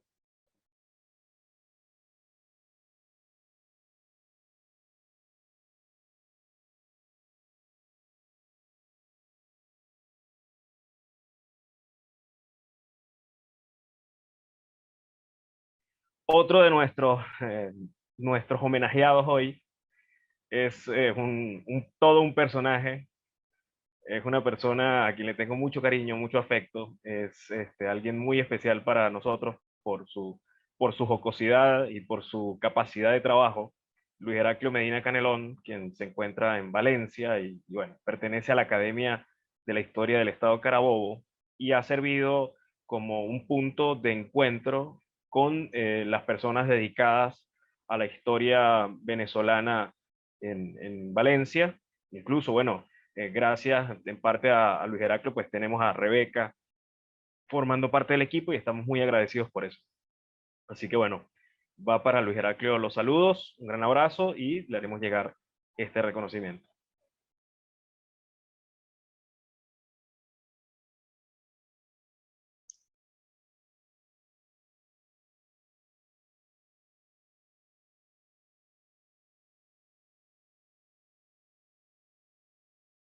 No podíamos dejar por fuera a alguien que desde el punto de vista logístico y desde el apoyo presencial ha sido invaluable, sobre todo en Caracas y en Buenos Aires. Es Carlos Delgado Ferro, quien ha sido un apoyo muy importante para nosotros para realizar nuestros eventos presenciales, todo lo que tiene que ver con la producción y la organización de nuestros eventos, de lo que tiene que ver con el activismo, de lo que es ahora la Fundación Venezuela Inmortal. Carlos, un gran amigo, estamos muy agradecidos contigo por tu compromiso y pues también te haremos llegar este reconocimiento.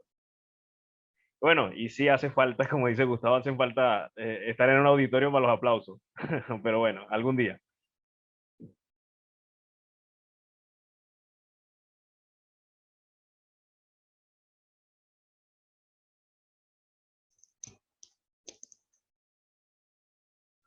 Y el último, y muy importante, Juan Machado Torrealba. Sin él no habríamos logrado desde el punto de vista digital tantas cosas, porque es quien desde el principio ha desarrollado las plataformas digitales como técnico, como desarrollador de precisamente nuestras plataformas. Gracias a él, bueno, comenzamos la primera web. Gracias a él logramos crear un espacio para los artículos de las firmas de Venezuela Inmortal, de todas las personas que investigan, y con él estamos desarrollando también al mismo tiempo lo que queremos ser en un futuro desde el punto de vista digital y realizar algo que sea cada vez más fácil y de mayor acceso a todos los venezolanos o cualquier persona que esté interesado en la historia venezolana. A Juan, muchísimas gracias, gran amigo.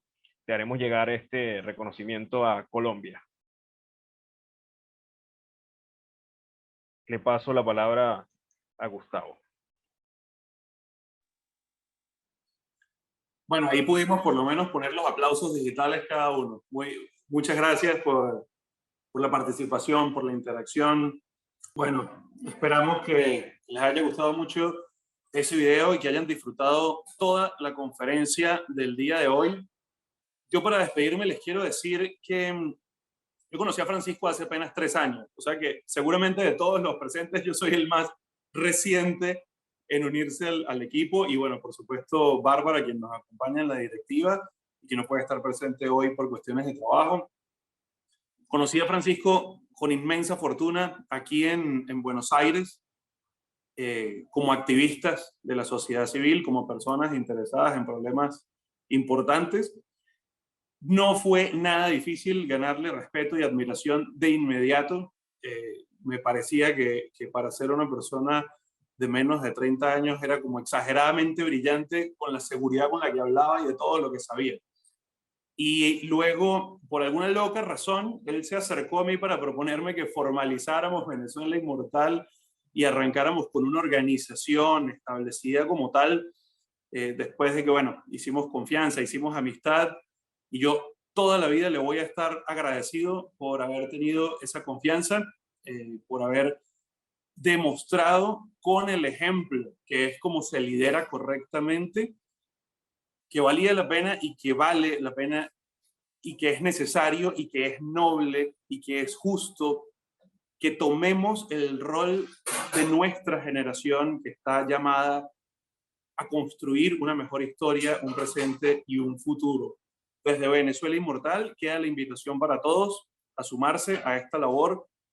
Les agradezco enormemente la presencia y la participación el día de hoy, y como lo prometido es deuda, en el chat estoy compartiendo en este instante un enlace que es la invitación a nuestro servidor de Discord, en donde van a tener participación todos en distintos canales. Quienes no estén familiarizados con Discord, es una plataforma digital, es una aplicación móvil también para gestionar comunicaciones y coordinar actividades entre comunidades. Es muy popular entre la comunidad de gamers, pero también entre las comunidades estudiantiles. Una de las bendiciones que ha traído el tiempo de pandemia, Venezuela Inmortal también es un organismo pandemial, entonces, o coronial o covidial. Entonces, haciendo honor a nuestra identidad digital, lanzamos este Discord para que todos participen. Allí se le van a asignar roles con diferentes facultades a los distintos colaboradores de la comunidad de Venezuela Inmortal, y el público en general va a poder participar, mantenerse informado, comentar, compartir ideas o inquietudes o observaciones. A las preguntas y a los comentarios que estuvieron haciendo hoy les vamos a dar seguimiento a través de este servidor de Discord, que lo vamos a atender desde ya mismo. Todas las preguntas que hicieron las hemos estado copiando, las hemos estado grabando y se van a atender allí. De manera que desde este momento los invitamos a que descarguen Discord en su teléfono o abran una cuenta de Discord, los que no la tengan, en su computadora, y allí chateamos 24/7 por 365, porque la historia no descansa y Venezuela vivirá hasta el último venezolano, como lo dije en el video. Gracias una vez más, y es el turno de Francisco de despedir nuestra conferencia del 10º aniversario. Bueno, muy agradecido con todos, muy conmovido por todo el cariño que han brindado ustedes en los comentarios, el compromiso del equipo en el trabajo que se ha venido desarrollando. Esta es nuestra primera conferencia, por decirlo así, nuestra primera reunión con el público. Siempre lo habíamos querido hacer, y de una manera totalmente directa como esta, de una manera más cercana, hasta el punto que, bueno, que hemos venido desarrollando tertulias o equipos de tertulianos en varios países. En este momento, bueno, el más activo es el de la ciudad de Buenos Aires, queremos activar el de Santiago de Chile, queremos activar el de Lima, Perú, y entre otros, por supuesto, donde haya siempre un venezolano, siempre hay una historia interesante para contar, y más en circunstancias donde la memoria está tan viva como en el proceso de migración forzada que tienen los venezolanos en este momento, que tenemos los venezolanos en este momento. Y creo que es muy importante estar presente en todo este proceso, como lo han estado, como lo están muchas personas que también se dedican a esto de documentar la situación. Creo que esto es único, una situación única, una situación que parece inverosímil, pero está ocurriendo. Estoy totalmente agradecido con todos los que no solamente están acá presentes, sino que también nos están acompañando desde las redes sociales. El tema de las preguntas y las respuestas, bueno, ya saben que tenemos un nuevo canal, el canal de Discord. Vamos a estar también activando mucho los canales de comunicación por YouTube, que esperamos pronto generar nuevas producciones. Y bueno, seguimos trabajando ya fuera de las redes sociales como organización en los países donde tenemos presencia y donde queremos tener presencia. Así que si ustedes están en varias ciudades donde no saben o si quieren generar algún núcleo de Venezuela Inmortal en cuanto al estudio o a la divulgación de lo que venimos trabajando, pues simplemente se comunican con nosotros y nosotros pues podremos de alguna manera generar ese contacto o ese lazo para poder crear en la ciudad donde ustedes estén. Así que bueno, no queda más sino despedirme, despedir esta reunión. Lamentamos que Bárbara, que es la otra persona o la otra chica que integra la directiva de esta organización, no está por razones de trabajo, pero bueno, yo sé que hablo en nombre de ella cuando digo que un agradecimiento total para todos. No sé si Gustavo quieres dar algo adicional. Bueno, vi que ya se sumaron varios al servidor de Discord, por allí los vamos a estar atendiendo. Sencillamente, las gracias por habernos acompañado y por continuar, y seguimos en contacto, por supuesto, atentos a las redes sociales, a la página web, al servidor de Discord y a todos nuestros contactos. Muchísimas gracias. Un gusto. Feliz domingo para todos.